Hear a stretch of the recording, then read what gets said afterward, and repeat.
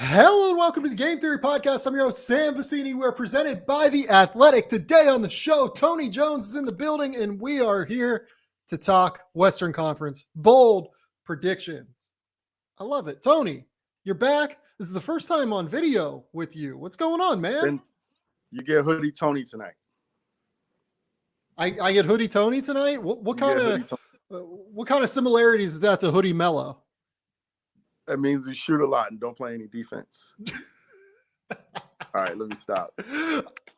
I love that. That's a great take. That's a great take because we are going to shoot some shots tonight. You know what? I apologize to Mello. You play plenty of defense. You played plenty of defense over the last 19 years. Who am I to say you don't play any defense?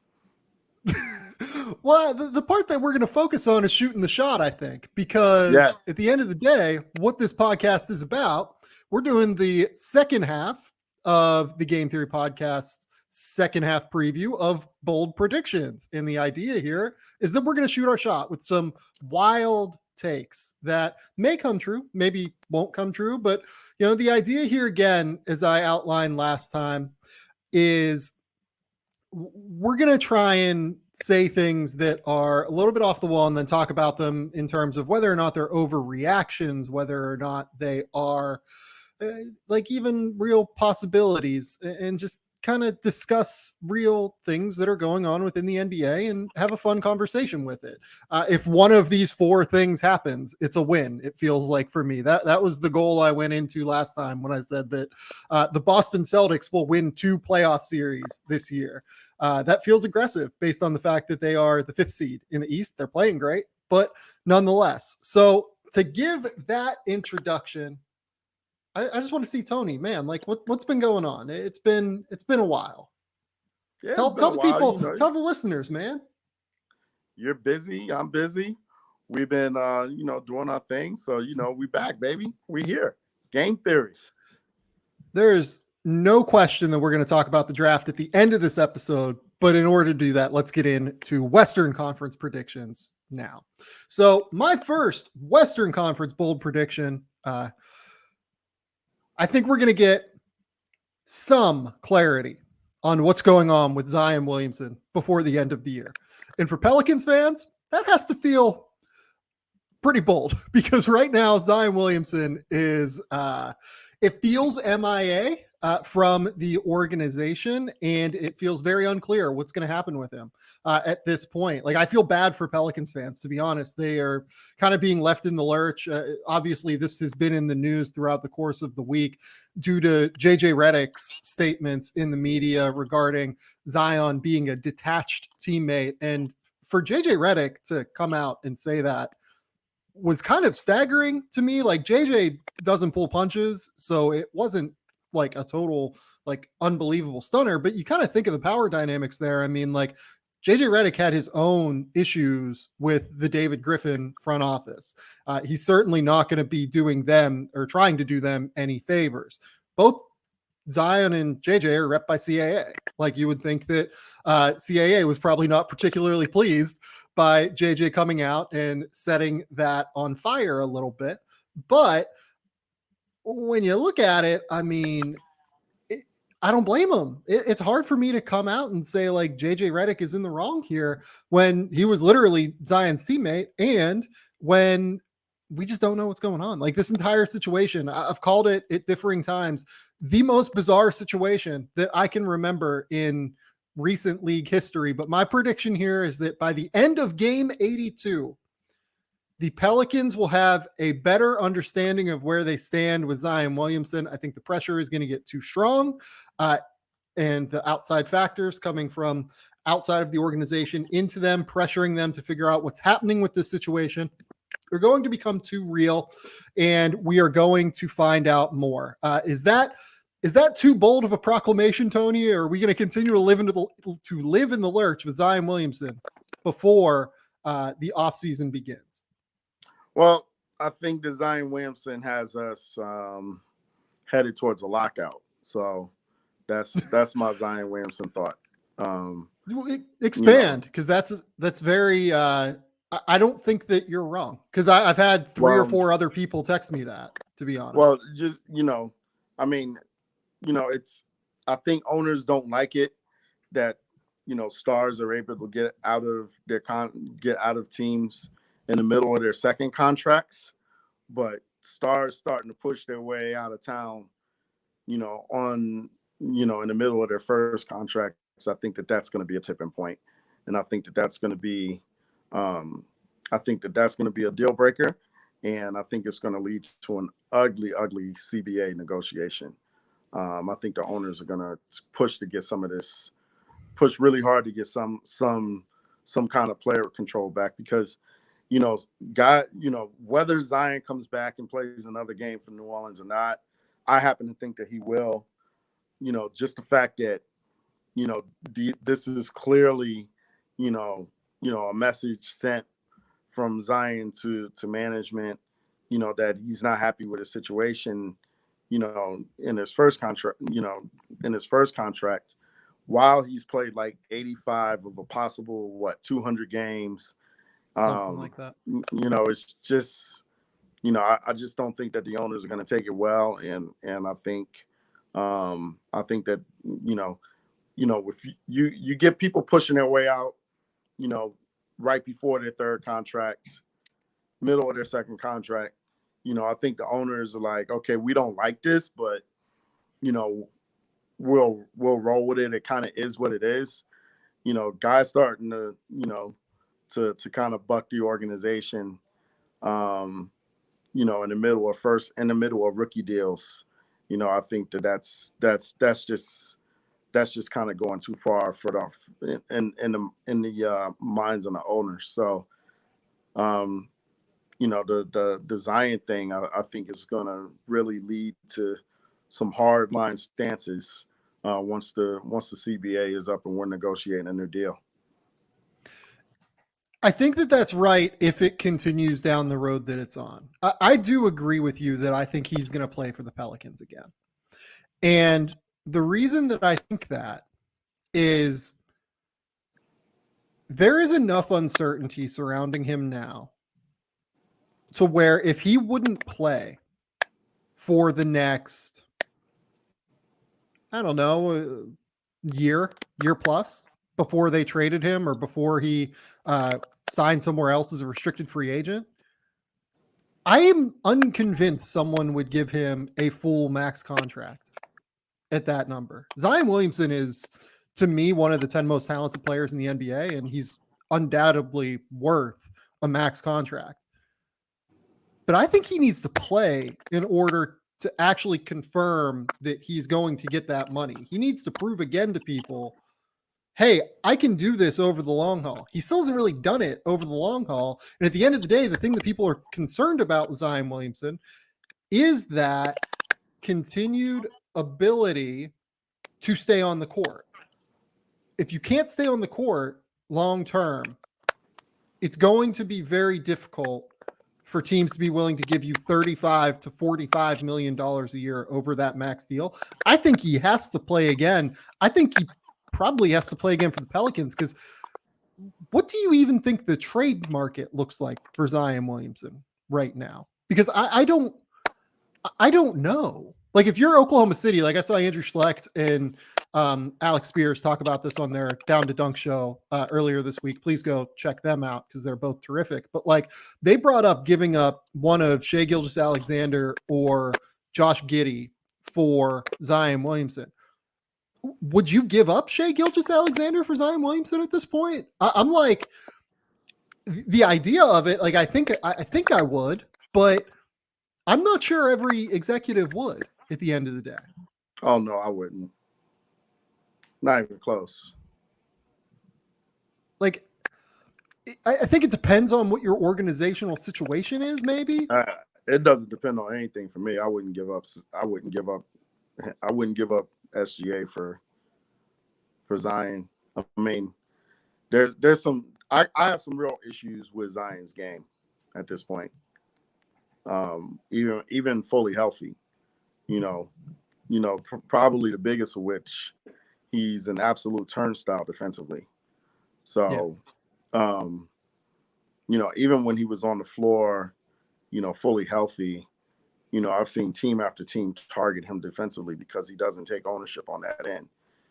Offensively, he's great. He's one of, the Zion at his best is probably one of the best interior finishers I've ever seen. And, he can finish in traffic. He can finish over bigger guys. I thought that the Stan Van Gundy idea to use him as a point power forward was pretty smart. I think it maximized him. But he just doesn't defend. Like, it's not like he doesn't defend a little bit. He doesn't defend at all. And his defense negates his offense, and that's hard to do for as good an offensive player that he is. So, it's if you're building a winning team around him, you've got to surround him with all kinds of defenders and shooters and guys who don't need the ball. You've got to build your team in a very specific way around the player that he is now. Now, if he comes back and he says, okay, I give a shit defensively and I'm going to get competitive defensively, and do some things, then that conversation changes. But right now, I mean, he's such a net negative defensively that, it takes away from all of the good that he gives you offensively. And Shai Gilgeous-Alexander plays. Not only is he a good defender, not only is he a really good offensive player, he plays a more important position in the grand scheme of things in today's NBA. I think it's easier to build around him. So until Zion, if Zion became, if he became a 5 defensively instead of the 1 or the 2 defensively that he is, like, he doesn't even have to be an 8 or a 9. He just needs to be a 5. If he became a 5 defensively, then he's probably one of the 10 or 15 best players in the league. And, there's not very many people that you give up for him. But until he starts to care at least a little bit defensively, then, his numbers are pretty hollow because they don't lead to wins. Well, and it's hard because I think that ultimately it's all connected, right? Because if you're trading for Zion Williamson, you're betting on his conditioning improving. Like that's just it, period, right? Like, if you are trading for Zion, you are saying, hey, we think this guy can stay in condition. We think that he can, continue to keep weight off. And I think that that's the biggest part of his defense. Like, I feel like he has to take plays off defensively in order to maintain his offensive just firepower and athleticism. It's all a bet on Zion as a person. And like, you talk to people that were around him at Duke, you talk to people who are around him like on the AAU circuit, like everyone talks about him like he's a phenomenal human being. So for this to have happened, for it to have turned as quickly as it has, it's bizarre. I'm not sure I can remember a situation quite like this one in terms of just the sheer strangeness of the entirety of the extremity of the situation. Like, when he's on the court, he's one of the best scorers in the NBA and he's 21 years old. When he is, on the court, he's one of the worst defenders in the NBA. 26, 27 points per game on like something like 60% shooting. Like, it's like, he's an unreal finisher. Like, he's literally one of the best finishers I've ever seen. His volume at the rim, mixed with his percentage at the rim, like our partner Seth Partnow has done a lot of research on this, and his numbers are like staggering in terms of the amount of offense he creates at the basket. It's hard. Like if you're the Pelicans, how do you handle this situation? Because I feel like that's maybe the place to end this conversation before we move into your bold predictions. Like if you are the New Orleans Pelicans, how do you handle this? Do you look to move him this offseason? If he comes back to you and says, I want traded, do you just move him at that point, even though his You value's can't probably move him. tanked? You I can't don't move him. know. I don't think you can move him. I mean, like I don't think you can move Zion Williamson for 30 cents on the dollar right now. I mean, this is, he could sit out and it's different than Ben Simmons, right? Like Ben Simmons, you knew that Ben Simmons is in great shape. Like the Nets know that they acquire him, they throw him in some 5-on-5s for, a week or two and he's good to go. Zion hasn't been durable to this point. He's had foot injuries and feet and bigs, historically haven't mixed. Um, he plays a game that's predicated on violence on his feet, so that makes me even more worried about the foot injury that's kept him out all year. He hasn't been able to kind of play at his ideal playing weight, which is probably around 255. So there's just so many different question marks. If you're a team that wants to trade for Zion Williamson, that's like, okay, I'm not throwing out, my A or B package for him. I'm putting out my C package. And I think that if you're David Griffin, if Zion Williamson came to you tomorrow and said, "Hey, I'm out. I want to be traded," and obviously it'll get out at some point, then I'm willing to guess that 8 out of every 10 offers would be predatory. Um, Yeah. of the situation instead of okay, we want to work with you and like do a trade for equal value. So if you're David Griffin, especially Zion's, he's in his rookie deal, you have team control over him for another 5 years theoretically, unless he decides to take the qualifying offer, and that's just not smart of Zion to take the qualifying offer when he hasn't been It'd be able to stay on the crazy. floor. Right. It It'd would be be crazy because crazy. right. Like if they So offer him a max contract and it's $200 million, something like that. Like, and by the way, like this is no statement on whether or not the Pelicans should or should not offer him that deal.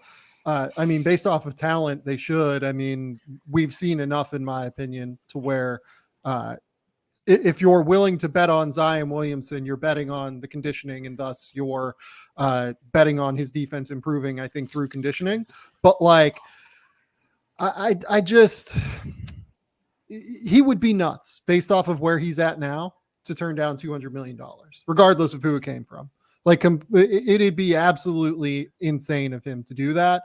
I don't know. I feel bad for Pelicans fans. Like this is such a complicated situation for them. This is such a complicated situation for the Pelicans. This is a team that hasn't, like, they didn't make great moves this offseason outside of the Herb Jones draft pick, which was phenomenal. Kyra Lewis is obviously out for the year, their lottery pick last year.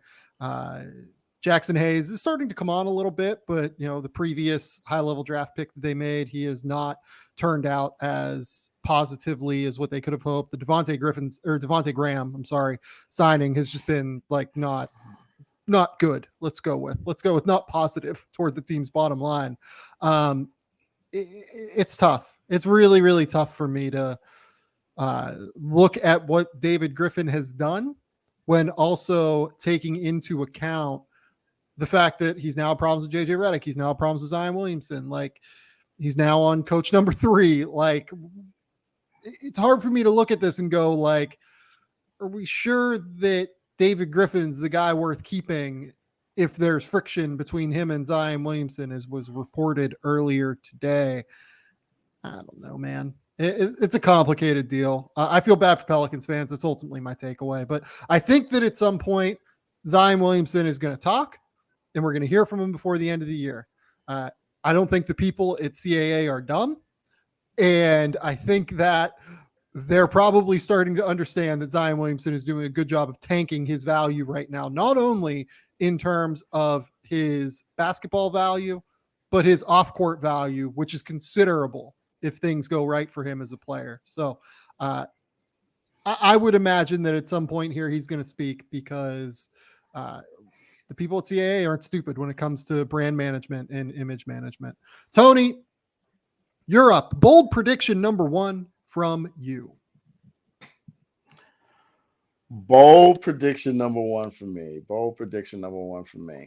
My bold prediction number 1 for me is the Los Angeles Lakers win one playoff series this spring. I can't tell if that's a bold prediction in the direction of negative or positive, because if they make the playoffs and do well, you can see it working. At this point, but they've been a disaster.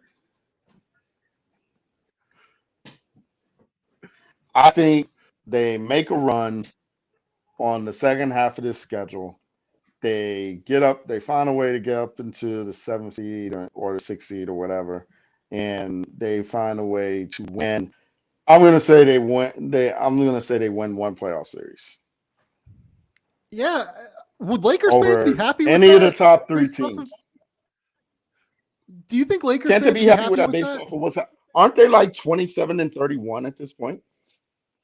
Yeah, they're not very good, but given what the expectations are with LeBron, I don't know. I don't know how that ends.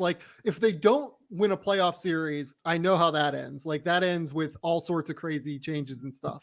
If they go on a run and win, then LeBron's ecstatic and things go great. If they win one playoff series, that feels like the most complicated possible outcome here, and I kind of love it, from a chaos perspective. So let's do it. I'm in. This sounds like a great idea. Hey, I just think that LeBron's playing at he's playing at a top 3 level. Get Anthony Davis back. You slow down a playoff series. Guys can play 40 minutes, especially in the first round where there's multiple days between playoff games, so you don't have to worry about physical attrition as much as a second or a third round playoff series. And I just think that the Lakers are going to be a tough out if they make the first round. If they make it through the play-in, because they might not make it through the play-in. That's the thing. They might not make it through the play-in. Because right now, if there's a decent chance that they get the Clippers and losers out playing. And if you get the Clippers and losers out playing, then guess what? You can lose that game, especially if Paul George is back. So if they make it through the play-in, I think the format of the first round combined with you don't have to worry about minutes and substitution patterns or whatever, and combined with the fact that LeBron is still playing at an insane level, the Lakers are going to be a tough out in the first round. I think they'd need to get to the 6, and I don't know if they can do that. I think that they would need, I don't think they can beat Golden State if Draymond Green is back, and I don't think that they can beat Phoenix because we've seen how that goes in the playoffs. We watched that last year. Well, there's 2 things. And Phoenix is only better. There's 2 things. I don't think they can beat Phoenix either. And I'm not sure that Draymond's going to be. I'm just not sure if Draymond will be healthy enough. Yeah. There's some real concerns about his back. We'll see, though. Yeah. If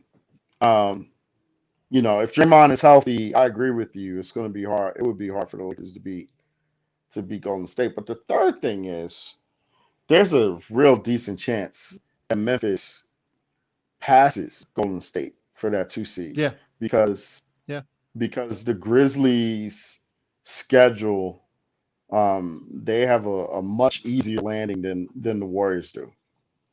Yeah. So that's something to watch as well. So that's my bold prediction. I need a 7-game series. I don't just want, I need it. I need a 7-game series of Ja Morant, Jaren Jackson, Desmond Bane, and all those dudes who are completely fucking fearless in Memphis, talking all sorts of shit to this Lakers team with LeBron. And LeBron like coming back at their like faces and trying to destroy them. I think that that's possibly the best first round possible like outcome in terms of entertainment. Is a Memphis Lakers series. Like I kind of need that actually now that you say that. So I am in favor of the Lakers getting to the 6 just so Memphis can get to the 3 or getting to the 7 if Memphis jumps to the 2. But I need a Memphis Lakers series because the level to which Memphis is going to piss off LeBron and the Lakers is going to be just like so fun. Like I can't imagine a more fun setup for a first round series. You know, I'm going to expand this and say that I'm looking forward to this entire NBA first round series, to this entire NBA first round. I'm just really looking forward to it because there are some potential wars out there right now. Like there are some, like the Nets are like they're on pace to be an 8 or a 7 at this point if they don't get Durant back and healthy anytime soon. And you might be looking at a Nets Bucks first round series or a Nets Heat first round series or a Nets Sixers first round series. The Celtics are playing out of their minds. The lower seeds in the East are playing out of their minds right now. Well, the Celtics are playing out of their minds right now. And, the Cavs, and then, you might have you're either looking at Luka and Donovan Mitchell, or you're looking at Jokic and Rudy Gobert in a first round series. I mean, there are just some real potentials for some great series out there, and I'm really looking forward to this playoff right now. Okay, here is my bold prediction number 2. I'm doubling down on one that I came up with Anthony Slater about 2 months ago. The Minnesota Timberwolves don't make the play-in, they make the playoffs. I am doubling down. I don't even know if I believe this, to be honest, because Denver's going to get back Nikola Jokic. Dallas has kind of figured itself out, although the Dallas Kristaps Porzingis deal, I think, makes them a worse basketball team. We'll see if that ends up being true, but it probably does because Kristaps is better than both Spencer Dinwiddie and Davis Bertans. He sets them up for future success moving that deal, but nonetheless, for this year, I think it makes them worse. I am so in on watching this Minnesota team. I'm also in on Memphis, but I am so in on this Minnesota team. I need Anthony Edwards like screaming, yelling about how this is his house in Minnesota, yelling about how this is his house in a road playoff series more than I need anything. I feel like I almost as much as I need a Memphis Lakers playoff series. It would be so fun to watch those young dudes with Karl Towns, with D'Angelo Russell go up there and try and win a 7-game series against a team like Memphis, against a team like Golden State, who they won't be afraid of. I love this Minnesota team. I think Chris Finch has done a great job. Do I think they are better than a Denver team with Jamal Murray? No, but we'll see what happens when Jamal Murray gets back. Do I think they're better than Luka Doncic led Dallas? Maybe, but they are 4 games back, and 4 games is a lot to make up at this point. But I think Minnesota is the surprise team that makes the playoffs. Tell me I'm wrong, Tony Jones. I think that Denver is going to get Murray and Porter back, and they're going to be fine, and they're going to make a run at the 5. I think Luka is playing out of his mind. That's going to be enough to keep him in the 6. I think we're looking at Minnesota as a 7 or an 8. But I don't want them as a 7 or 8 because at that point they become a sacrificial lamb unless Memphis gets to a 2. Then a Minnesota and Memphis series, that instantly becomes a really fun series. Yeah. Um, you know, but we want Minnesota, at you know, you want Minnesota as a 3 in a 6-3 or even a 5-4. So they'd have to like play out of their minds to be in a 4-5. But Yep. you want to see Anthony Edwards screaming, "This is my house," in a series that he actually has a chance to win. And if he's screaming that, in Phoenix, that eventually, he's going to scream, "This is my house" in Phoenix, and they're going to lose in 5 games. So, Yeah, he'll go for you, 45 in one game and they'll win and yeah, it'll be gentleman's sweep. right. And it'll be a gentleman's sweep. So, you definitely want them to, if they're going to have a chance, you definitely want them to get up into the 6, possibly a 7 if Memphis is a 2. But you know, if they're taking on Phoenix or Golden State, which is one of those teams that can match their talent and has just so much more experience than they do at that level, then it becomes less of a fun series for me. Yeah, it's true. Okay. Tony, you are up. Bold prediction number 2 from you. Bold prediction number 2 for me. I don't know how bold this is. Nikola Jokic wins his second consecutive MVP. Um, It's I like it. I will say that one of my ones on the last show was that I think Giannis comes up and steals it from him. But it was bold. Like that was the whole point of it. I think that undeniably Nikola Jokic and Joel Embiid are the 2 favorites. The question I would ask you here is how concerned are you about voter fatigue when it comes to Nikola Jokic? Because I that's what scares me. He's undeniably like a worthy back-to-back MVP candidate for me. I just worry that people aren't going to reward it because they don't want to vote for him. well, right now Denver's in the 6, and the lowest, and I think Russell Westbrook winning when Oklahoma was a 6 seed. That's the lowest. That's the lowest seeded MVP that we've ever had. What was Denver last year? No, 3 or 4, I think. No, were they a 3 or 4? Yeah, They I made think it they're to a the little bit second high. round. They were, because they had Portland in the first round, so that had to be it. They They were were the 3 last year. right. Okay, so they were a 3.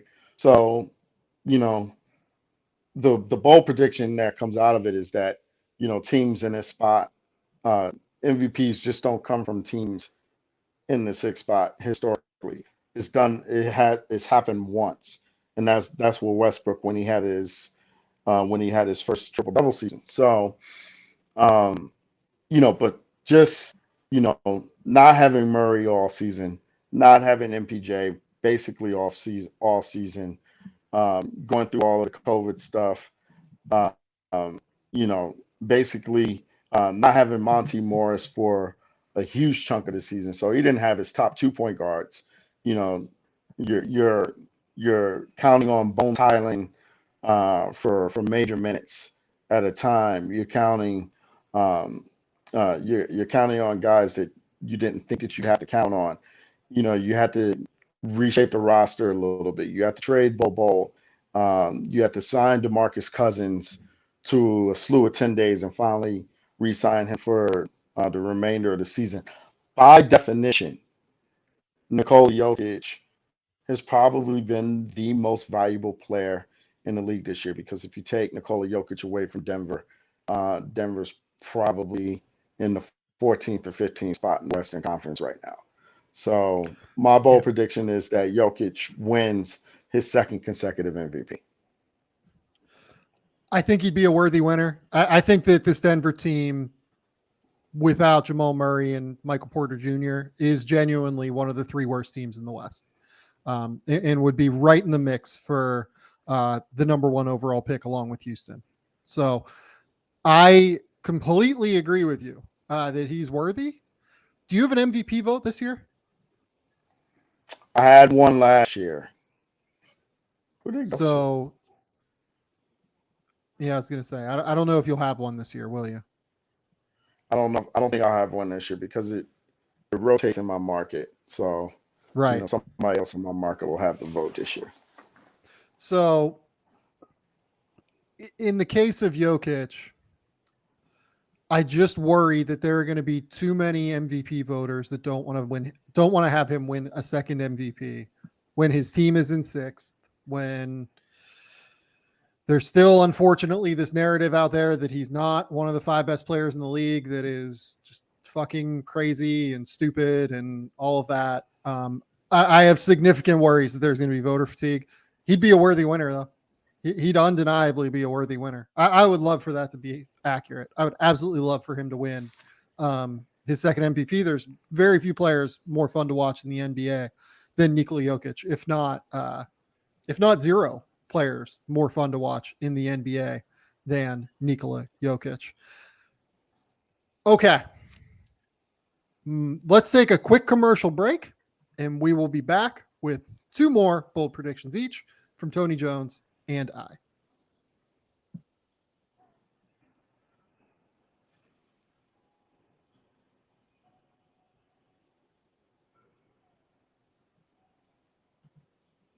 Okay. We're back. Tony, do you have one regarding the team that you cover in Salt Lake City?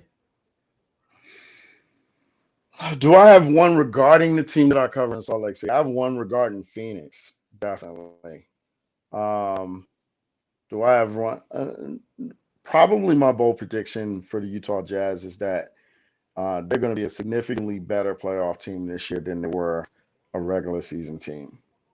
And the reason why I say that is because Mike Conley plays 28 minutes per night during the regular season. He's going to play 38 minutes per night in the postseason. Yep. And when the Jazz have Mike Conley on the floor, they are just an elite level basketball team. Rudy Gobert plays 33 minutes a night in the regular season. He's going to play 40 minutes per night in the postseason. And I think that I think that the Jazz core knows that this is it. If they don't get a deep playoff run done this season, this team is going to look different next season in some level. So my prediction is not. I'm not predicting that they're going to actually make that run, but I think that they're going to be a much better postseason team than they have been a regular season team this year. So this is going to be fun because one of my bold predictions is that the Jazz lose in the first round again. Mm-hmm. And I don't even know that I disagree with you that they're going to be a better team in the postseason. I just really worry about them running into a Denver team with Jokic and Murray in the 4-5 matchup. And I think that presents them with significant problems in the postseason, having to deal with Nikola Jokic. Given how good Nikola Jokic has proven to be in the playoffs at this point, that 4-5 series is going to be just an absolute bear. I think that regardless of who they play, if it's Dallas, maybe they're in a little bit better of a position to deal with Dallas, but I wouldn't want to play Luka Doncic in a first round series if I was Utah either. And especially the way that Luka is coming on over the course of the last month and a half or so, where he's been, frankly, like we talk about, there are probably like 7 or 8 top 5 players in the NBA right now as this changing of the guard at the top of the league occurs. He's one of them. Since he got into shape to start the year and since he's adjusted to this new scheme with Jason Kidd, he's one of them that is undeniably in the mix for being a top 5 player in the league. So I wouldn't want to deal with him.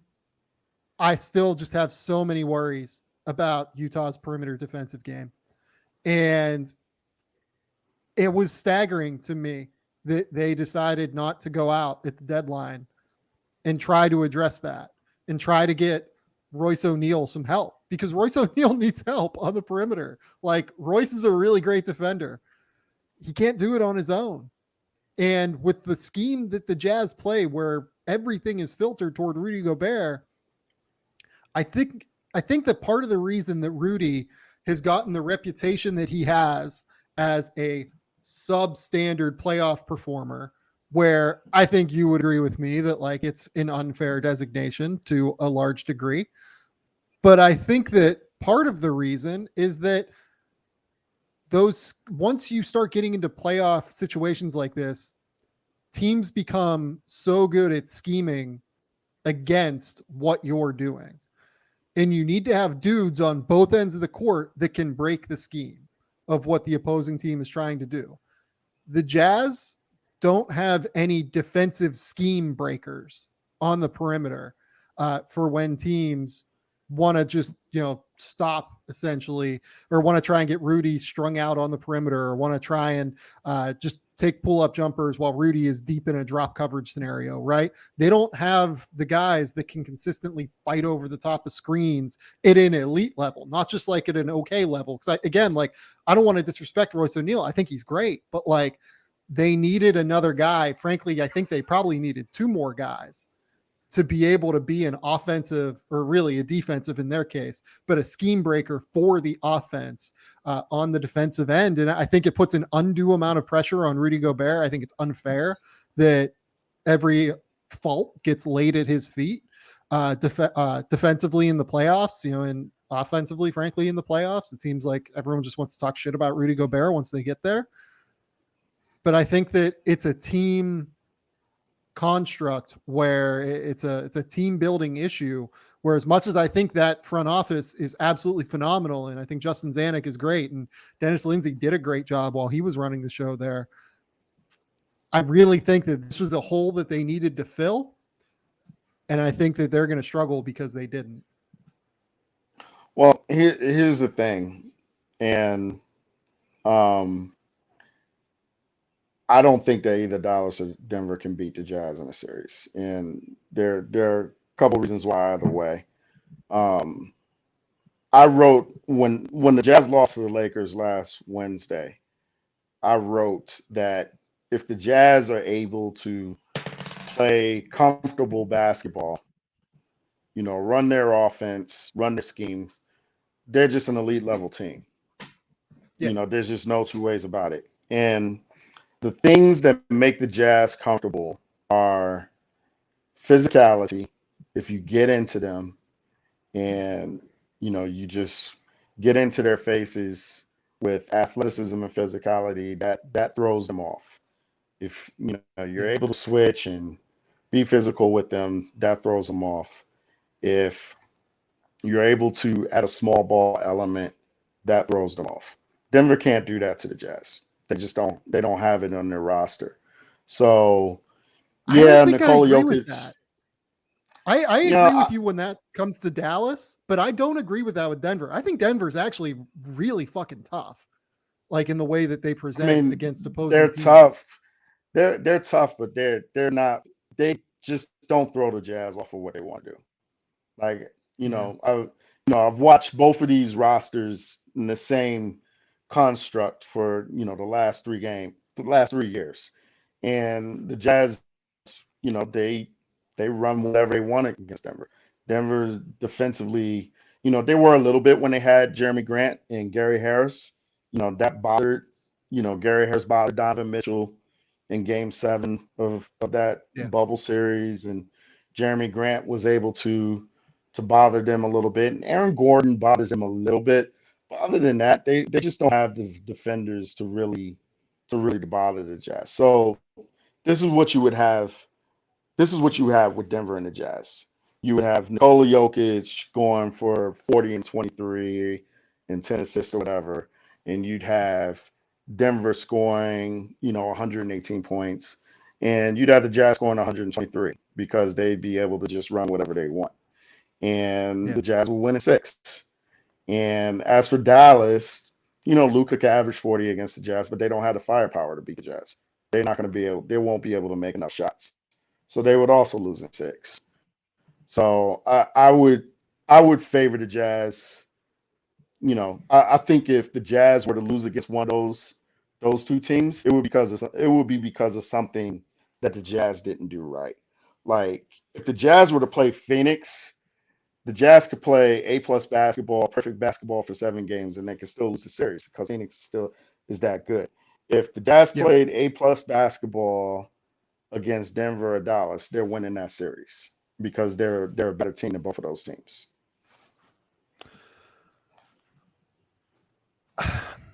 I know that Utah is 3-0 against Denver this year. Like I know.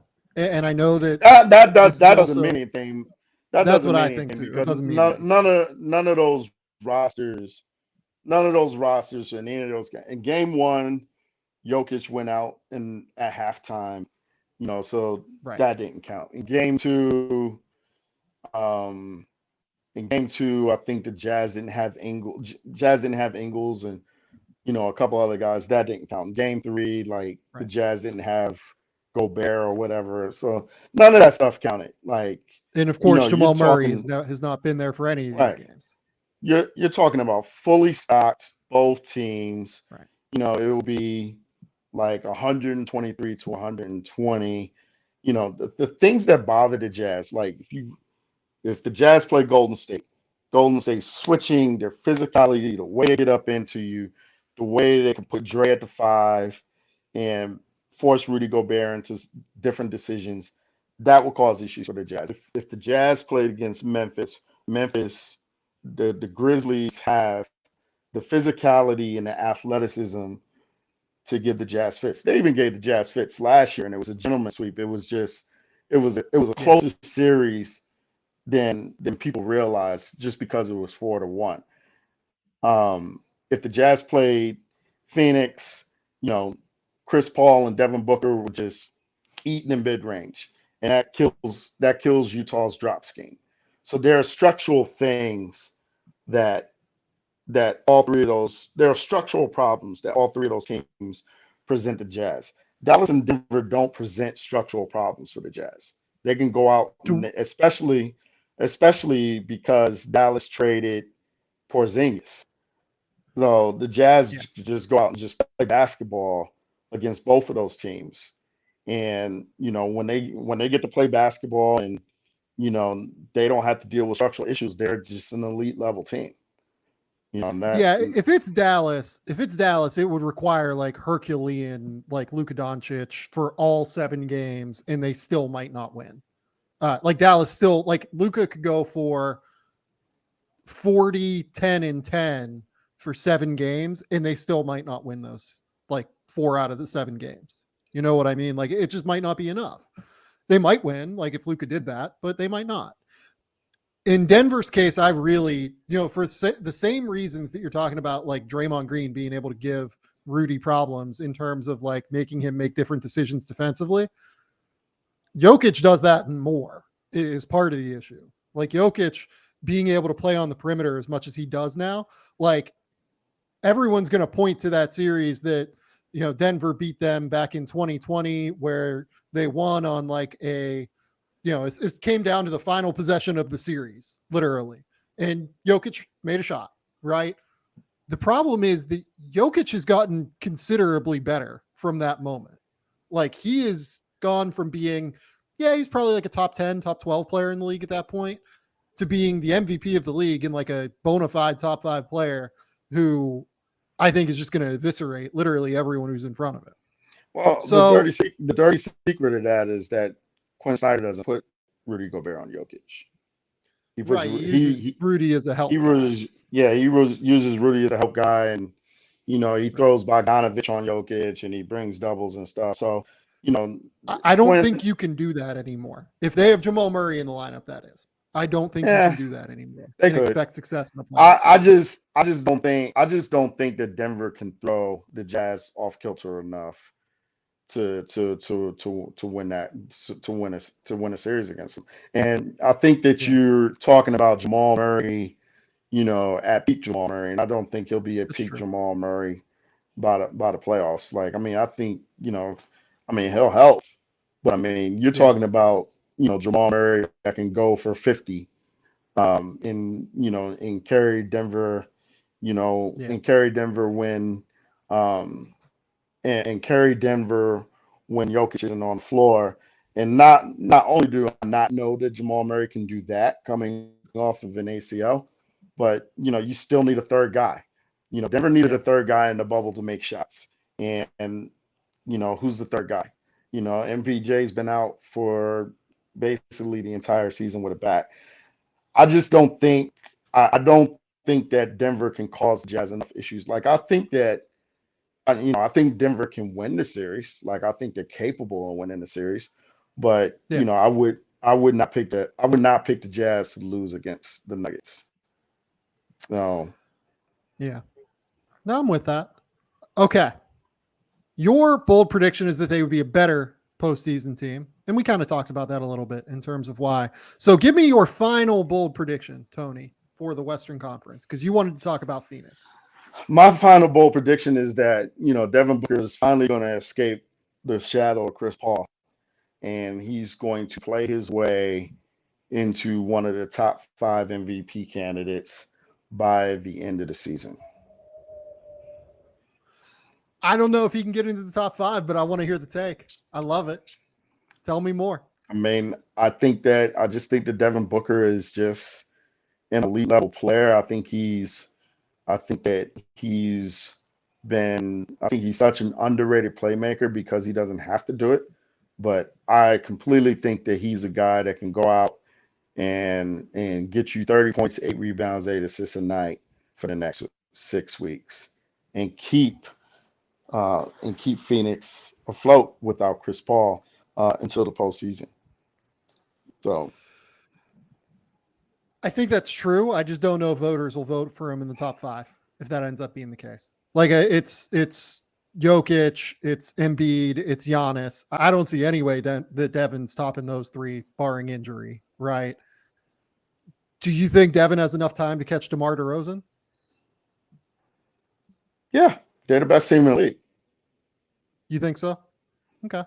I don't know. I mean, I think Devin's probably a better player than DeMar, but I think DeMar has probably been more valuable through the first 60 games than Devin. And I wonder if voters would default to the first 60 as opposed to the last 20. My thing is this. I mean, we know that Phoenix is 48-10 for a reason, and those 2 reasons are Chris Paul and Devin Booker. So yeah. if the Suns still play at that level, with no Chris Paul and it's Devin Booker, then voters are going to be like, hey, this was a lot Devin Booker, as well as it was Chris Paul. And you just flip-flop the guys, because Chris Paul was out for an extended period of time. So you give Devin Booker Chris Paul's votes. So my 4th bold prediction also had to do with Phoenix. And it's that Mikal Bridges is going to win Defensive Player of the Year. I firmly believe that Draymond Green on a per minute basis is going to be the most valuable defensive player in the NBA. If he comes back and if he gets to 60 games, if Draymond Green can get to 60 games, I think he should win Defensive Player of the Year. He is at 34 right now, so he can't even get to 60. If he gets to 55, let's say, I think he should win Defensive Player of the Year. I think he's been unbelievable. I think he has been absolutely the best defensive player on a permanent basis this year. I don't think he's going to play enough games. I don't think he's going to come back until they have like 5 games left in the season, if he comes back at all in the regular season. And because of that, because he's only going to be at 40 to 45 games played this year, I don't think that voters are going to reward that. I don't know if they should reward it, to be honest. And because of that, it really opens up the voting. Because again, I think people are looking for a reason not to vote for Rudy Gobert, and people will say that's unfair. I think Rudy is one of the 2 or 3 most valuable defensive players in the NBA. I think he's a better defensive player than Mikal Bridges. But if Mikal Bridges plays the whole season and Rudy Gobert plays, what's Rudy on track for? Like 60 games this year, Tony? Yeah, something like that. It'd be like 60, something like that. I think the voters are going to look for a reason to give it to someone else. And I think that the person that has the best case right now outside of Rudy Gobert, outside of Draymond Green, and outside of Giannis, because I just don't know if they're going to want to give to Giannis either, is Mikal Bridges. And Mikal Bridges has been unbelievable defensively this year. You mentioned that, it's on the back of Chris Paul and Devin Booker in terms of why Phoenix is as good as it is. I think that Mikal Bridges is not as important as those two, but he is a vital, vital piece in why the Phoenix Suns are as successful as they are. He takes on the toughest assignment every single night. He shuts down opposing players. He's one of the best help defenders in the league. He is absolutely elite. He is undeniably a first team all defense guy this year. It's just whether or not he wins the award. And I don't know if he'll beat Giannis at the end of the day, but we're getting bold here. Like, that's the whole point here. The point's to have fun. And I think that the voters will look for a reason to give it to a perimeter player. That's been a narrative over the course of the last few years. If Draymond Green is not healthy enough to get the award, I'm going Mikal Bridges for Defensive Player of the Year this year. Well, the two best defenders in the league this year have been Draymond and Rudy Gobert, and the most valuable defender this year has been Rudy Gobert by miles and miles and miles. And oh God, I so disagree. I think it's got to be Draymond Green. Nah, here's the thing. When I say most valuable, I'm not saying best. I'm most valuable, even though I think that Rudy Gobert is the best defensive player on the planet. If you watch the Jazz all the way up until maybe the last two games without Rudy Gobert, they were probably one of the three worst teams in the league without him. With him, they're one of the best 10 teams in the league. So, I mean, if you're looking at the word valuable and you're looking at the definition of valuable, there's nobody more valuable than Rudy Gobert defensively. And I don't think it's even close, because Golden State's still a good defensive team without Draymond Green. They're just astronomical with him. So, I mean, but they're still very, very, very functional without him. The Jazz are not functional. Yeah. The Jazz have not been functional collectively without Rudy Gobert. Before the last 2 or 3 games without Rudy Gobert, I was like, oh, okay, they're starting to defend a little bit without him. But for 95% of the time that they have not had Rudy Gobert, they've stunk on that end. So if you're looking at valuable, there's nobody more valuable than Rudy Gobert. It's just like why there's nobody more valuable than Jokic right now. So, I mean, you can debate on, where you have Draymond and Rudy Gobert as defenders. And, I personally side with Rudy, because I just think that he's just so much better than people even think he is. But I mean, I'm not going to argue with you if you think that Draymond is better. I mean, you look at, Draymond's one of the best 5 to 10 defenders ever, but Rudy's getting into that realm as well. So, I mean, but that's neither here nor there. There's a really good chance that neither one of those guys play enough games. So, but in failing that, I think that, a lot of people are going to vote for Giannis because of, the insane rim protection, the insane versatility, and, his motor to affect every possession on both ends of the floor through 48 minutes of every night. But I don't think there's much of an argument that Mikal Bridges is the best perimeter defender in the league right now. And that, you could put him on Stephen Curry one night, you could put him on Giannis the other night, you can put him anywhere in between. He can defend 4 to 5 positions. His wingspan eats space. He's great on the ball, as well as, great in help side. And he allowed the biggest thing that he does is that he allows Monty Williams to not have to require Chris Paul to play any defense at this point in his career. Chris Paul gets a hide because of Mikal Bridges. So um, just how valuable he is to the scheme. I don't disagree with you at all. I don't know if he wins it, but I do think that he I do think that if Gobert and Draymond continue to not to continue to miss games, then you're looking at somebody who has a chance to be, in that top three for sure. So the thing that it's kind of a greatness versus like on off argument with Rudy and Dre, right? Like it's the Warriors were so far in a way drastically the best defensive team in the league when Dre was on the court this year that it's hard for me to pass that up. Like he is the scheme for them. Like they fell off a cliff whenever he was out. They figured it out now, like kind of how Utah has not like died defensively on every possession without Rudy. They were a disaster without Rudy, whereas with Golden State, like they were bad without Dre, but like they weren't nearly as bad as Utah was without Rudy. But I think that Golden State is better with Draymond Green defensively than I think Utah is without Rudy defensively. How much of that is because of ancillary pieces? It's a great question.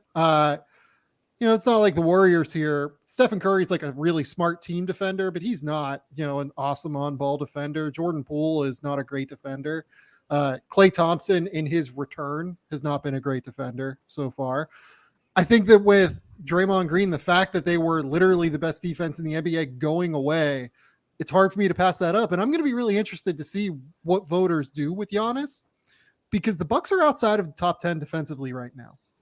And are they going to give the Defensive Player of the Year award to a player on a team that's outside of the top 10?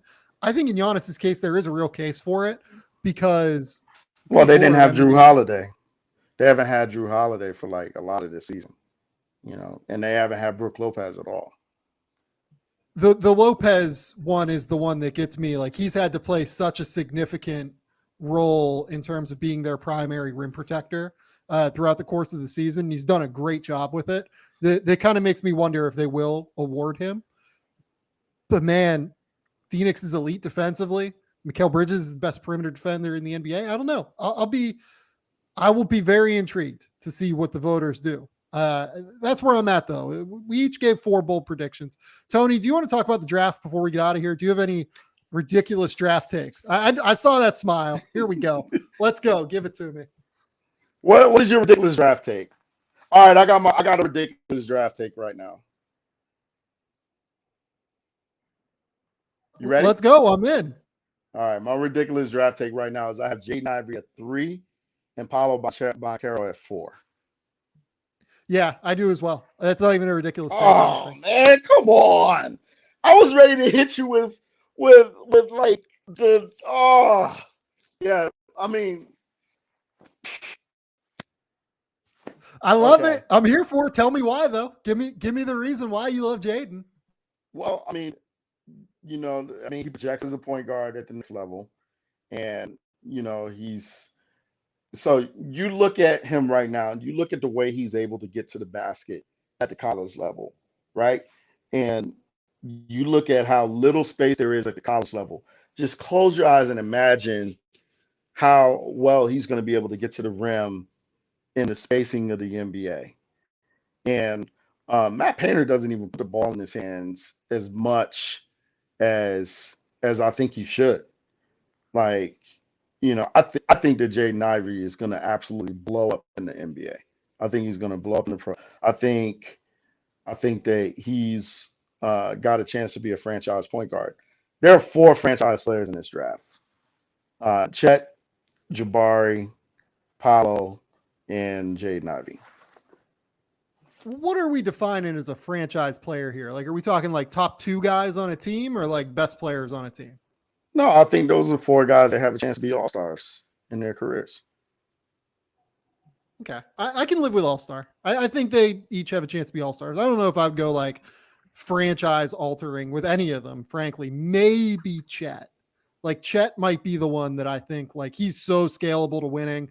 I don't know if you're watching that Gonzaga USF game right now. He had a grab and go where he just like grabbed the ball off the glass, like sized the dude up on the perimeter, crossed him up, jumped from like a step inside the foul line and dunked it. Yeah, Like all in 6 seconds.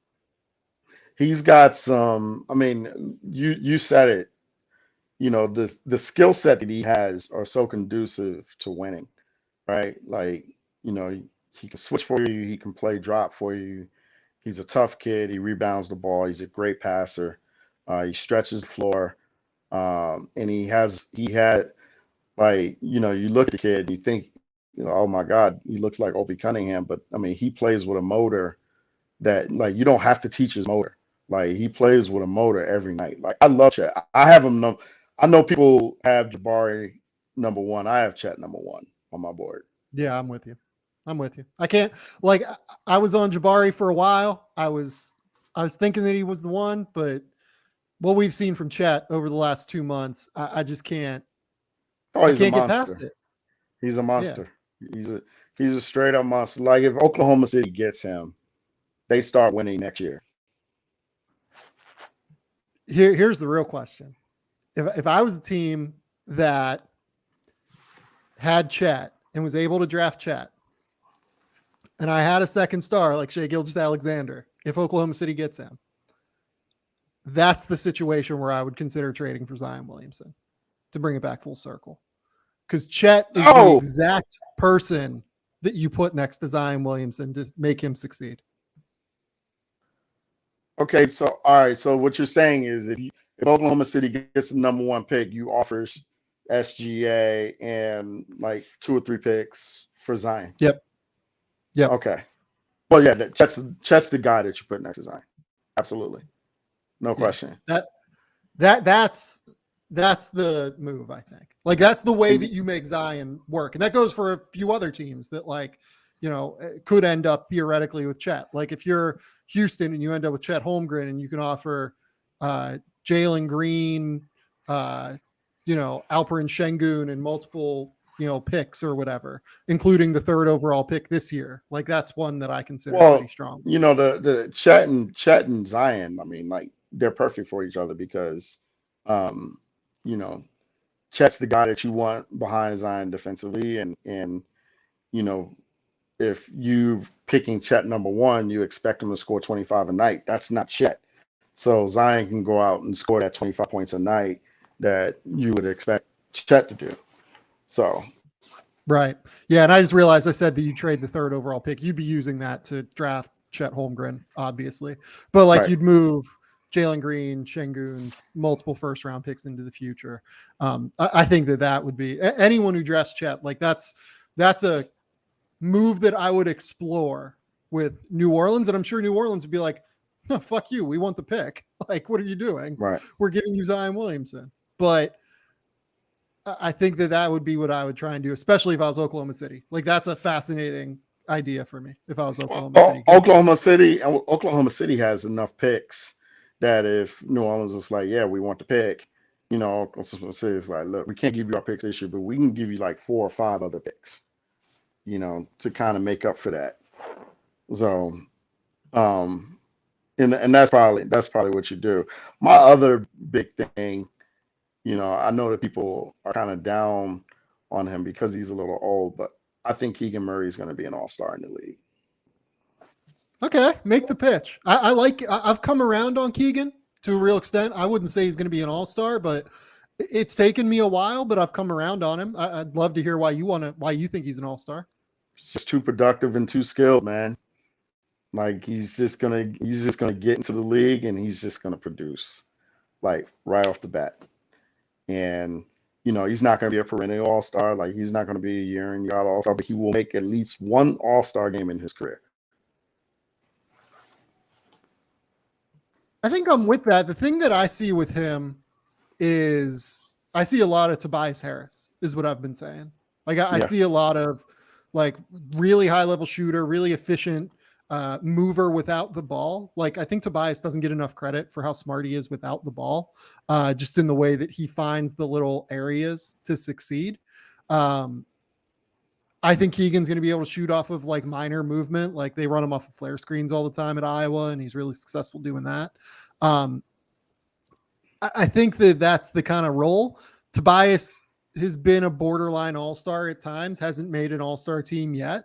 If things go differently, and a couple guys get injured in one of the seasons where he was elite, like that season with Doc Rivers when he was with the Clippers, right? Like maybe we'd be talking about a guy who's an all-star, right? So I don't think that's crazy. I have Keegan at 7. Like I wouldn't hate saying that he's going to be an all-star. Like I think it's a reasonable take that he makes an all-star once. And here's my crazy take. I think Paolo Banchero is going to be a walking 2010 in his career. But I do not think that he is the best NBA prospect on his roster right now. Who is it? AJ Griffin. Not crazy. Yeah. I have AJ, I think at 5. Paulo at 4. I think Paulo is a tier ahead of AJ in terms of talent. Maybe not in terms of talent, but in terms of the upside. I think the difference between Paulo and AJ is that AJ is the two-way wing that everybody is going to covet. Yep. Yeah. It's a certainty versus upside argument. Like with Paulo, I feel very certain he's going to be a good NBA player. With AJ, absolutely. I'm pretty sure he's going to be good.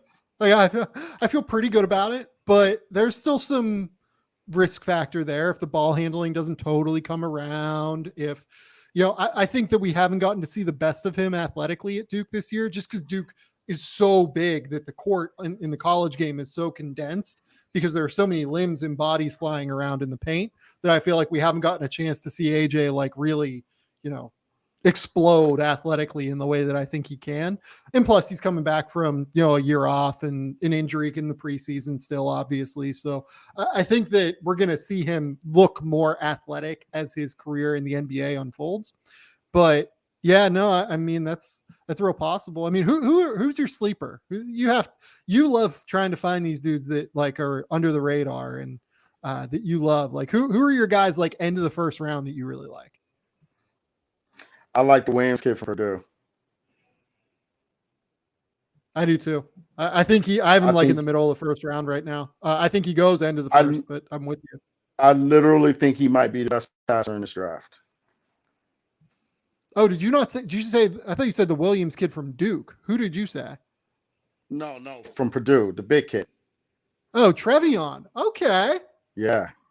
Oh, yeah. Here we go. He's up there. He's a great passer. Oh, I think he's the best passer in this draft.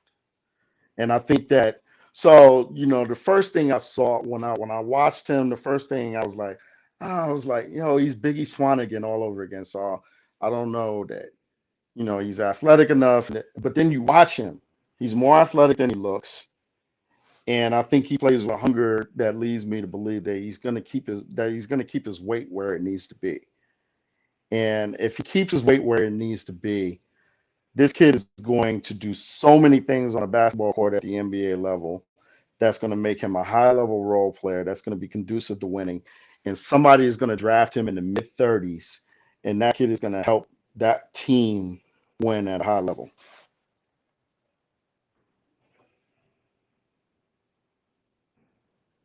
How much do you think he can defend? That's where I'm struggling with him. Yeah, you gotta have him. You gotta have him next to somebody that can defend. But I mean, he's like a really, really skilled version of Xavier Tillman. Like he's a grown man, and he does a lot of things with the like. You can legitimately play through him because he passes the ball so well. I don't mind that. I think he's a second rounder. Like I think he goes somewhere in the second round. Yep. Absolutely. But I don't mind.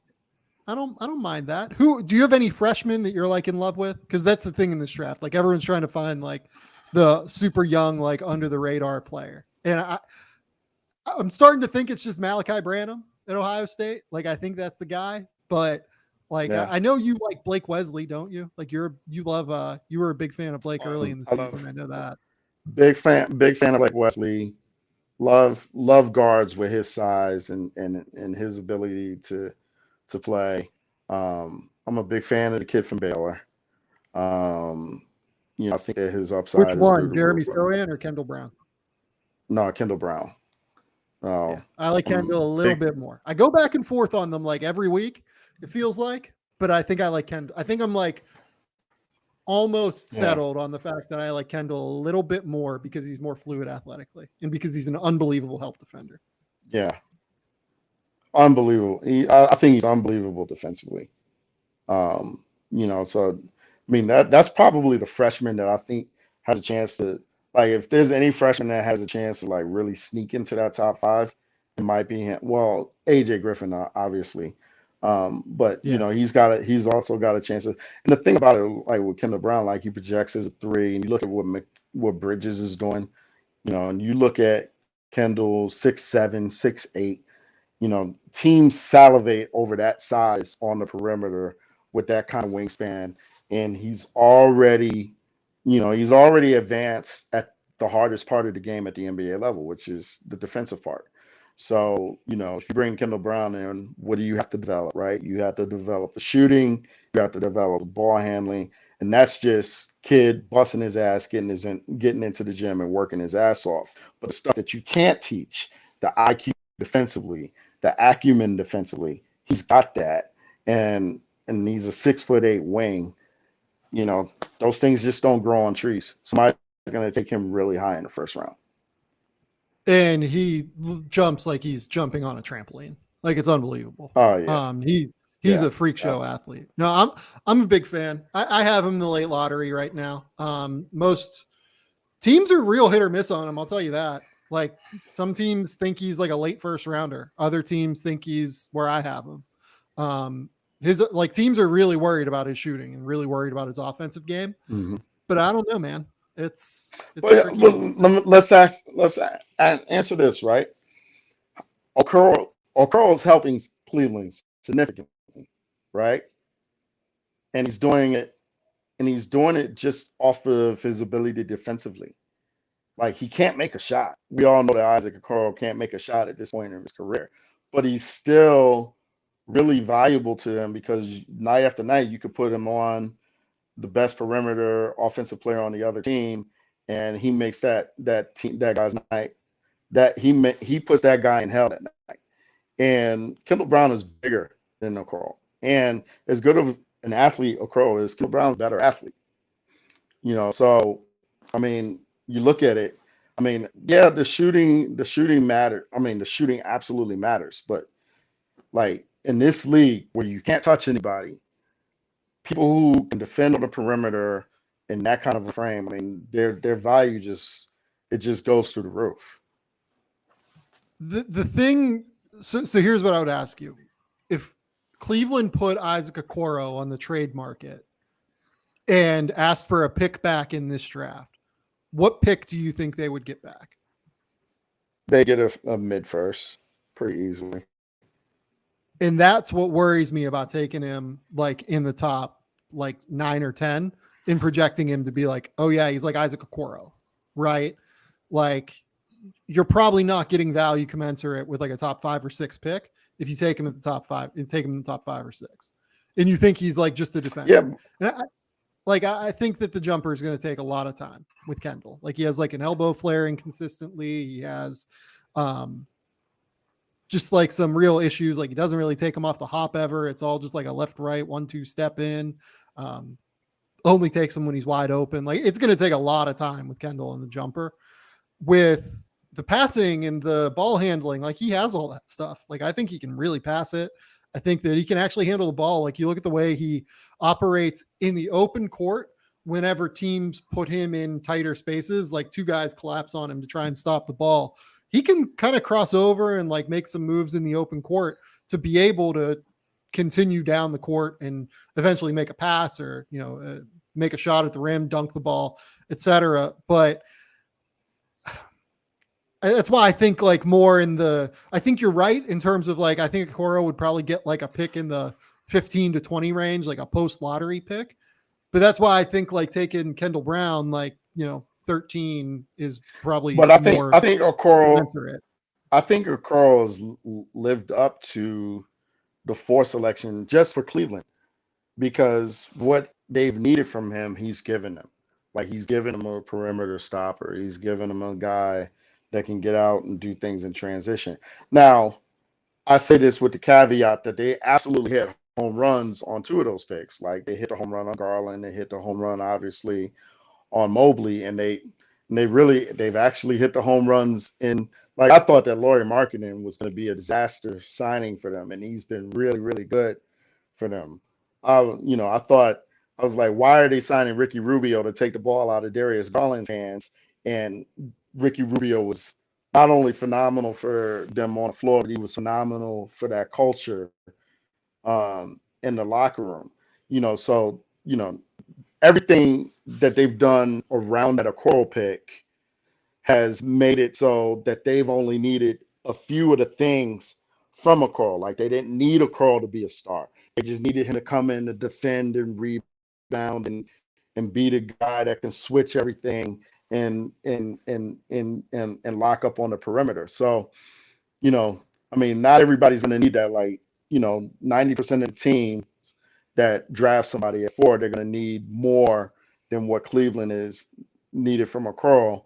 But because Cleveland was so good in the other spots of their development in their front office selections, they've only needed Okoro to come in and do a narrow thing in terms of role, and he's done, and he's one of the better perimeter defenders in the league. I totally get what you're saying, but imagine if they'd taken Tyrese Halliburton. Like, just then you don't have to move for Rubio in the summer, and Right. you can use that pick to be able, you can use that asset to go out and get something else. You honestly, if you take, Tyrese Halliburton, you don't have to go out and trade for Karis LeVert, to be honest. So it's tough. Like, Imagine if Phoenix took Tyrese Halliburton. They should have. That was the mistake. That was the real mistake. Yeah. Like, that was the real mistake. Taking Jalen Smith is the one where, like, that's just like incredibly poor decision making. You ended up using the 10th overall pick on half of a season of Torrey Craig, basically. Yeah, pretty much. So, Tony, yeah, tell the people where they can find your work. Tell the people what's going on. Tell them all the stuff. What do you got coming up? Like, what's going on here? Well, we're ramping up for the second half. Well, not the second half. We're already in the second half, but we're ramping up for the last 25 games of the season. Go read my stuff on The Athletic. Go follow me at T Jones on the NBA. And, me and Sam, whenever we get on Game Theory, we end up going an hour and a half. That's right. It just never fails, man. Like, it Never never fails. I'm so glad we did this. This has been the Game Theory Podcast. Please remember, rate, review, subscribe, do everything you can to support the show. We will be back next week. Matt Penny and I will be talking NBA draft. I'll have some NBA stuff once the season gets going again. Until next time, we will talk soon. Bye.